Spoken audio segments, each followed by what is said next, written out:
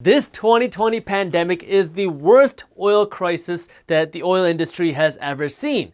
And then things started to recover a little bit in May, but now it looks like the oil industry is spilling again.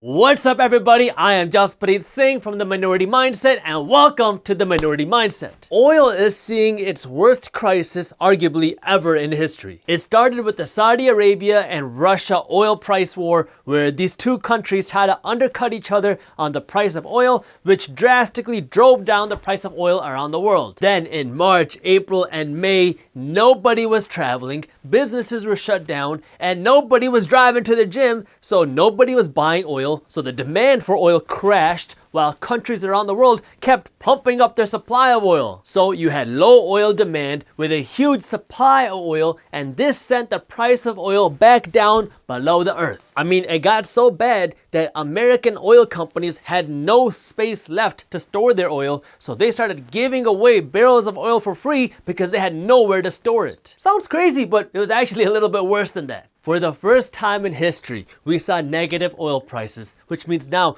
not only could you get free barrels of oil, but you could take these barrels of oil and get paid to do so, but you needed the money and the resources to store the oil. Obviously, this kind of oil market wasn't gonna last for long. Businesses and investors used this oil crisis as an opportunity to start buying up oil and oil companies and oil-related stocks, and this new demand shot the price of these oil companies on the stock market up. Things were looking good, and everybody thought that the oil and energy industry had returned back to normal. And then reality hit. First, BP announced that they were gonna fire 10,000 employees, and then oil prices nosedived when people started talking about this virus resurging again. But to really understand what's going on, you need to understand how the oil industry works. The demand to buy oil comes from people like you and me when we drive our cars or when we fly to Disney World, and it comes from businesses who use oil to produce their products or who use oil to generate energy. When businesses are shut down and people aren't traveling or driving, there's no demand for oil because nobody's buying oil, nobody needs it. But at the same time, the supply of oil keeps building up because oil companies can't just suddenly stop the production of their oil, and this makes the price of oil come down because now you have all the supply and no demand, and oil companies will give you a huge discount just to take this oil off of their books. See, an oil well doesn't work like a light switch that you can just turn on or off. Hey, what happened to the lights? There they are. An oil well is very hard and expensive to turn back on after you turn it off. Plus, many oil companies actually lease the right to drill oil off of somebody else's land,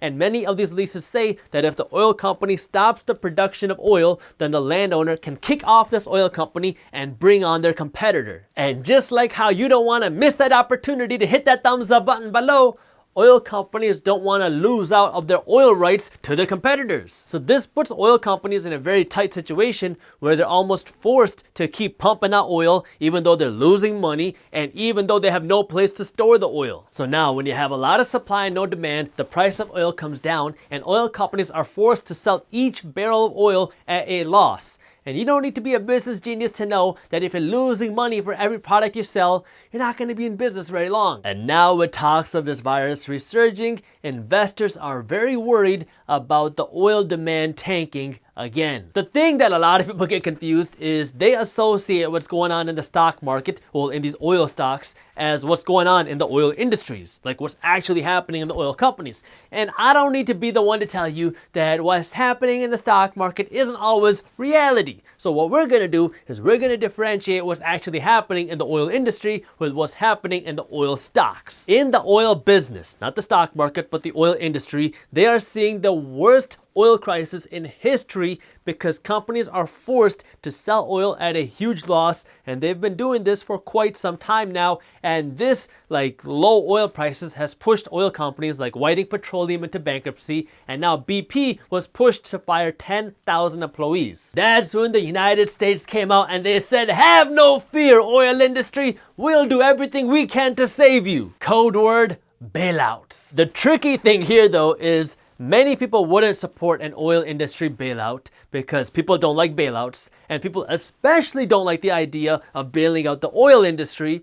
So the United States government and the Federal Reserve Bank had to get a little crafty. First, the United States government added in a provision in the CARES Act, which was our first stimulus plan, which gave a couple $100 million to the oil industry. Thank you, taxpayers. Second, the Federal Reserve Bank used their special powers to create the Main Street Lending Program, which allows them to lend money directly to businesses, which is not something they're typically allowed to do, but because we're in a crisis, they were able to enact some special powers which let them do that. This program was originally designed to only lend money to businesses that have less than 10,000 employees and that are making less than $2.5 billion, with a B for boy, $2.5 billion in revenue. But after a little bit of grease from the oil industry, the Fed came out and they said, oh, actually, now you can apply for this program if you have up to 15,000 employees and up to $5 billion in revenue, so they doubled the revenue figure. This way more oil companies can qualify for the Fed's cash reserves. I guess it's technically not cash reserves because the Fed has to print this money, but you get the idea. Third, President Trump said that America will buy tens of millions of barrels of oil to take some oil off of the oil companies' shelves and put it in the United States reserves. And fourth, President Trump has threatened tariffs on foreign oil companies. This way, people are incentivized and almost forced to buy American oil. All of these steps are being done to help the hurting oil industry, but the reality is some oil companies and energy companies are not going to make it out of this crisis alive, especially considering the fact that many people are pushing for alternative energies nowadays. Here's the thing, government help can help, but it can't fix the problem. The only way we can fix this problem is if people start going back to work and if businesses start using oil and people start driving again. But the issue is if we go back to normal too quickly, then there's a risk that this virus can resurge and we could see lockdowns again, which would absolutely destroy the industry. And on the flip side is if we wait too long to go back to normal, then the industry will also get destroyed. If people are worried about the virus resurging, you are going to see the demand for oil come down, and this will make the price of oil come down, and this will hurt all oil and energy companies that are related to oil. As an investor, you want to know what this means for companies in your portfolio. I'm not going to do a full analysis on how to analyze a company in this video, so if you haven't subscribed to our channel, make sure you do that. But you want to start by understanding the stock market is very emotional. When traders hear any sort of good news, especially when it comes after a long period of bad news, they get excited and they buy. And this new wave of buying can push the price of a stock up even when it doesn't make any sense. Then people get excited and they don't want to miss out on the next big thing, so they buy too and then the stock soars. Well, many analysts have talked about how the oil industry has already priced in a recovery into the stock prices, even though we haven't seen a real recovery in the oil industry yet. And that's when the oil industry got hit with a wave of bad news, which caused all these oil stocks to crash again. Goldman Sachs says that they think that oil prices will crash by another 20%, even though oil prices are already low and companies are already selling oil for below cost. Investors started to get worried about another huge supply surge of oil, and it looks like a lot of big oil and energy companies have hired debt advisors like Chesapeake Energy, Denbury Resources, and Callon Petroleum, which means we could be seeing more bankruptcies. So what does this mean for you? Well, for one, it means that your gas prices might come down. And it means if you are investing in energy, you need to know what's going on. There's more than one way that you can invest in the energy space. Like you can invest in specific energy companies, or you can invest in energy ETFs, which are essentially funds of energy companies. If you are a newer investor, this is not the time for you to go out and just start randomly picking stocks, especially in a high risk industry like the oil industry and the airline industry. For you, picking an ETF will probably be better. ETFs are funds that are comprised of a bunch of different companies, and this gives you exposure to a lot of different companies within one industry. Or you can invest in broader ETFs that invest in companies across multiple industries. There are ETFs for everything. Like if you like green energy, there's ETFs for that. There's alternative energy ETFs, and there are oil and gas ETFs. So if there is something that you want to invest in, but you don't know how to pick the perfect company, you can look for an ETF or a fund that gives you exposure to that industry. The advantage of investing in an ETF like this is now you don't have to worry about picking the right company and risking all of your investment going to zero. Now you have exposure to a bunch of different companies, so your risk is less. The downfall is some of the big winners in your fund are going to be balanced out by some of the bigger losers, but it's a safer way for you to start. The key here to making smart money decisions is you want to stay up to date on what's happening in the top finance and business news. That way you can make smart decisions with your money. And if you're looking for an easy way to do that,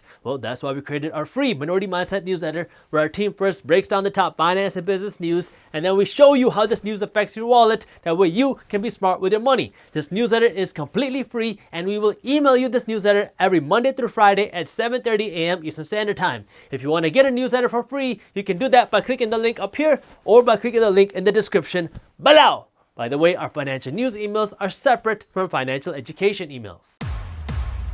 Thank you for watching. If you enjoyed this video, share it with one friend. That way we can help spread the word.